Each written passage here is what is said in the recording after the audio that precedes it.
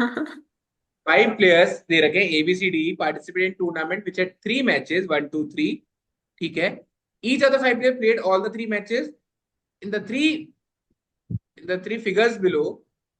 One match, two match और three match के figures दे रखे हैं।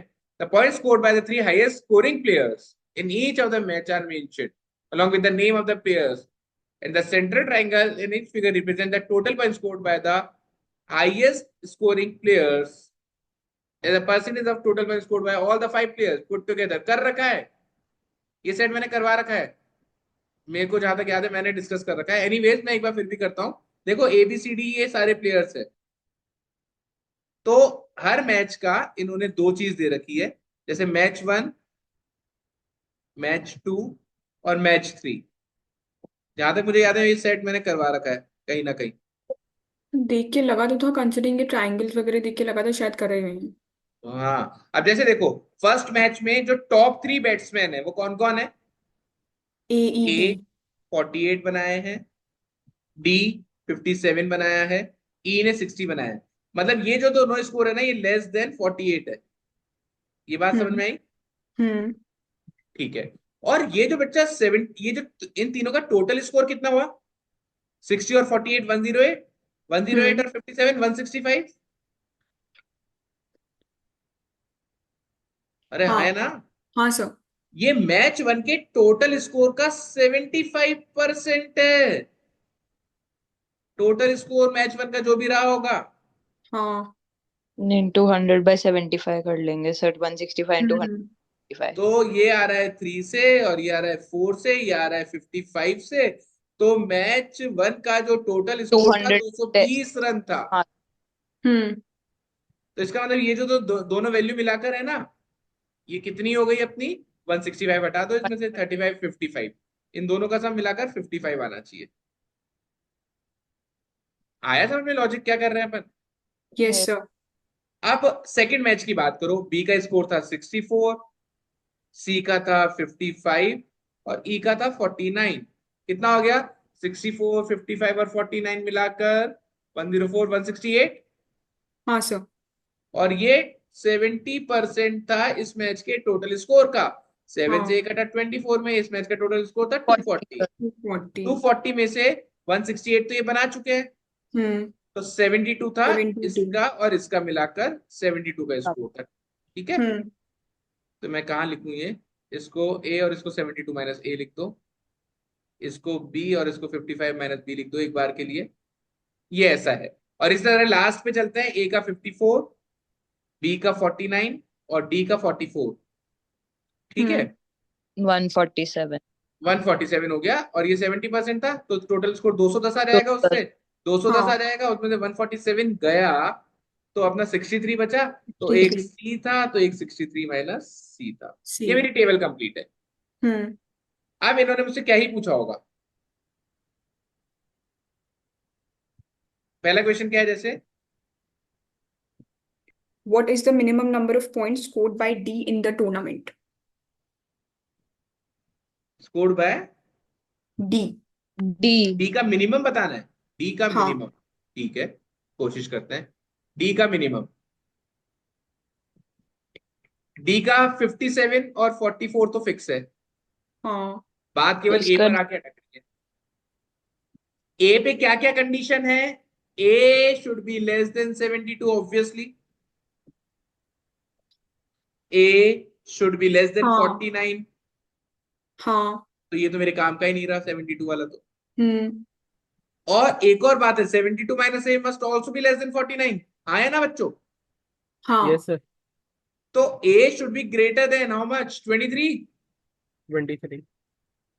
तो जो हाँ। ए की रेंज आ गई है मेरे पास, दैट इज फ्रॉम 23 टू 49। 49। हम्म। 23 को काउंट नहीं कर सकते हैं, ग्रेटर देन लिखा हुआ है। हम्म। अब इसने डी का मिनिमम पूछा था तो तो एक ही वैल्यू 48। ये दोनों और 24 ले लो। देखना आंसर बैठ रहा है क्या।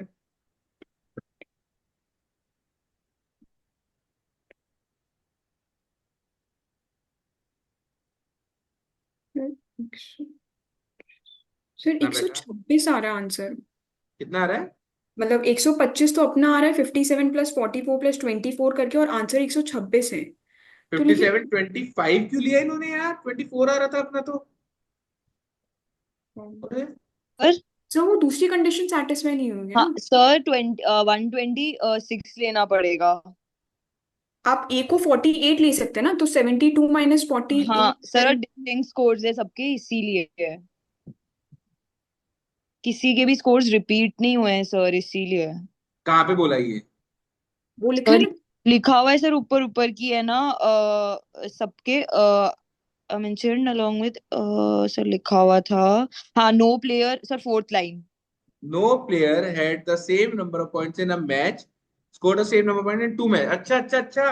तो यदि हाँ मैं यहाँ पर इसको 23 दे रहा हूँ ना, तो एक को 24 दे रहा हूँ ना, सॉरी, तो इसको तो 48 लेना पड़ेगा फिर। एग्जैक्टली हाँ। तो यहाँ मतलब यहाँ पे यदि मैं 23 आया है, 48 हो जाएगा, तो 48 सेम हो जाएगा। तो इसलिए सर 127 आएगा। हाँ, तो वो मैं एक यहाँ पर बढ़ ट्वेंटी जाएगा। थ्री नहीं लूंगा, 57 लूंगा। 44 ये तो फिक्स है ही, और 24 की जगह 25 लूंगा। 5। सर नहीं, एक मिनट, ये 24 का 25 वाला कॉन्सेप्ट क्लियर नहीं हुआ। बताता हूँ, एक सेकंड रुको। हाँ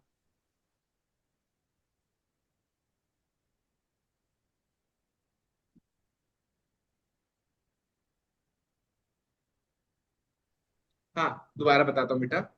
देखो, इन्होंने एक बार इन्होंने 20, अपना डाउट ये था कि अपना 24 आ रहा था, है ना? हम्म। और एज नो, अब इसमें क्या है, अपन ने 24 लिया तो क्या गड़बड़ हुई? अपन ने ए को 24 माना ना। सर ए को तो 48 माना ना, नीचे वाले डिफरेंस को 24 माना अपन ने। हाँ, डी का। तो ए को हाँ 48 माना ना आपने। टोटल। हाँ तो ये आपने कितना कर दिया? 72 माइनस 48, 24 कर दिया। हाँ और ये आपने 48 कर दिया। तो हाँ। ये बेटा दो 48 48 हो गई, ये अलाउड नहीं है। ये वाली अच्छा लाइन देखो जो ओके मैंने ओके। अंडरलाइन की ना अभी, ये नो हाँ स्कोर हाँ द हाँ सेम हाँ नंबर हाँ ऑफ हाँ। पॉइंट इन एनी 2 मैचेस, ये वाली लाइन। Okay sir okay. इसलिए मैं इसको 24 नहीं दे पाऊंगा। तो अब मैं कितना ठीक दे है। दूंगा? 25 दे दूंगा। यहाँ ठीक है। 25 दे दूंगा। तो यहाँ पर मेरा 40। 47। क्लियर हो गया? हम्म। तो ये था पहला क्वेश्चन। दूसरा क्वेश्चन क्या है? ये तो हो जाएंगे अब इसी तरह से, पर फिर भी हाँ एक हाँ, बार हो सेकंड जाएंगे। क्वेश्चन देखते हैं। अच्छा। For how many of the given players is it possible to calculate the exact R index? R index. Sir वो दिया हुआ है, कैसे कैलकुलेट करना है सर उसका। लास्ट लाइन में। अच्छा, ये last Reliability line, index. Last line. The reliability index is middle value when the scores are arranged in increasing order। Sir सबकी रेंज तो निकालनी पड़ेगी मतलब अपन को हाँ, पहले। middle value when the scores of players are arranged in increasing order। तो मतलब कितने प्लेयर्स का मैं मिड स्कोर निकाल सकता हूँ? मिड स्कोर, समझ गए? अब देखो ढंग से समझना, ये भी बहुत प्यारा क्वेश्चन है, ये अच्छा क्वेश्चन है, बहुत डिफिकल्ट नहीं है, पर सोच के करने वाला है। देखो, अब जैसे ए की बात कर लो, एक किसी भी प्लेयर की बात कर लो, ए की बात कर लेते हैं अपन। हम्म। ए का एक स्कोर 48 है, एक 54 है। और जो ए है ना, ए में अपनी क्या कंडीशन थी बच्चों? ए मेरा 25 से लेकर कितना हो सकता है? 47 सर तक। 20। हाँ 47 हाँ नहीं सर। नहीं, यहाँ पे तो उल्टा भी कर सकते हैं ना। कितना लिया था मैंने? 23 से लेकर 24 से लेकर हो 49 तक की सकता है वैल्यू थी। 48 हाँ तक। 24 to 48, हाँ। ये हो सकता है। हम्म। अब 48 होगा नहीं, इस केस की बात कर रहा हूँ, 48 तो होगा नहीं। हम्म। तो क्या हो सकता है? It has to be any value from in this range.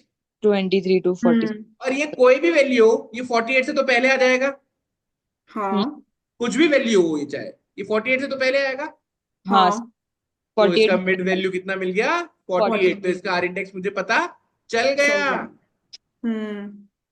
समझ में आया आर इंडेक्स? तो आर यस इंडेक्स मुझे यस। ए का पता चल गया है। अब बी हम्म। का बात करो।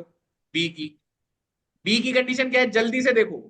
B has to be less than 48। 55 minus B should be less than 48। यही है कंडीशन।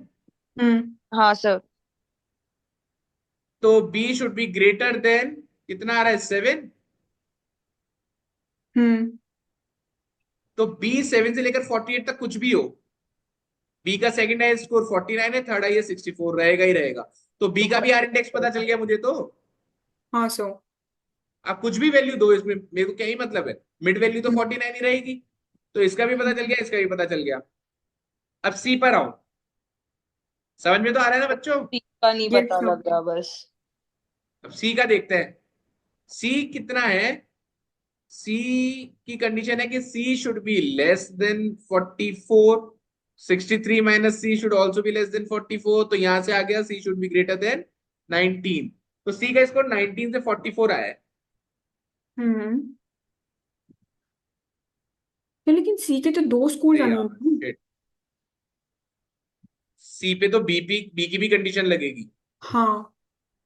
सर तो सी सी का के जो पता तीन कर स्कोर्स है पाए। ना बच्चों, सी के तीन स्कोर्स क्या क्या है?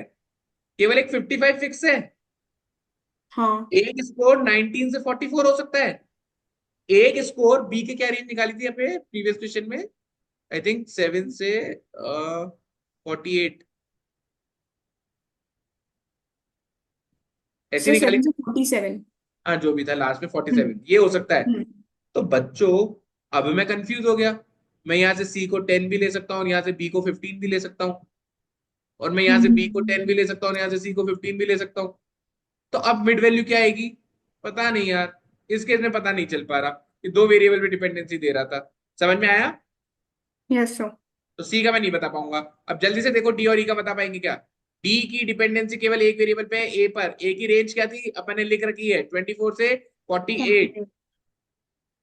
दो स्कोर पता है, तीसरा स्कोर जब ए को 24 लूंगा तो ये 48 हो जाएगा, और जब ए को 48 लूंगा तो ये 24 हो जाएगा। तो 72 माइनस ए की वैल्यू इस रेंज में आ रही है। बाकी ए के दो स्कोर है 44 और 57। अब यदि ए को मैंने 46 ले लिया तो वो इधर बीच में भी आ सकता है, और ए को मैंने 30 ले लिया तो वो इधर भी आ सकता है। सर इसमें श्योरली नहीं बोल सकते। तो इसमें इसमें मैं नहीं बोल श्योरिटी से आर सकते। इंडेक्स बता सकता हूँ क्या? नहीं बता नहीं। सकता। Okay sir. और लास्ट वाला जो है सी का, जो ई का है सॉरी, एक 49 है एक 60 है। सी की रेंज क्या आई थी बच्चों अपनी? अभी अभी तो लिखी थी यार, सी की क्या रेंज निकाली थी अभी प्रीवियस क्वेश्चन में? प्रीवियस क्वेश्चन में नहीं, इसी इसी क्वेश्चन में यहाँ जब चेक कर रहे थे, दोबारा निकालू क्या? हाँ सर, याद ही नहीं आती। C should be less than 44 and 63 minus C should be less than 44, तो C should be greater than 19। 19 से 44 थी, तो एनीवेज वो यहीं आएगी, कुछ भी वैल्यू आए वो यहीं आएगी। तो इसका हम्म। 49 मिड वैल्यू हो जाएगा। तो मैं 3 का आर वैल्यू बता सकता हूँ, 3 का आर इंडेक्स बता सकता हूँ। सही है क्या बच्चों, आंसर या नहीं है? हाँ सर, 3 ही आए हैं। समझ में आ गया कैसे करना था? Yes sir. तो ये डिसेंट सेट था ये वाला भी। इसमें एक गलती जो मैंने की, जो आप लोग को नहीं करनी चाहिए, ये रेंज एक बार स्टार्टिंग से ही लिख लो, क्योंकि ये मल्टीपल बार काम आती है। हम्म। हाँ सर ये। ये रेंज है ना, स्टार्टिंग में नोट करके रख लो, बार बार नोट करने की जरूरत नहीं पड़ेगी। हम्म। क्लियर है? पूरा मॉक खत्म ये वाला। Yes sir. तो इस मॉक की एक बार जल्दी से बात कर लें, कौन से क्वेश्चन करने चाहिए थे कौन से नहीं। एक सेकेंड।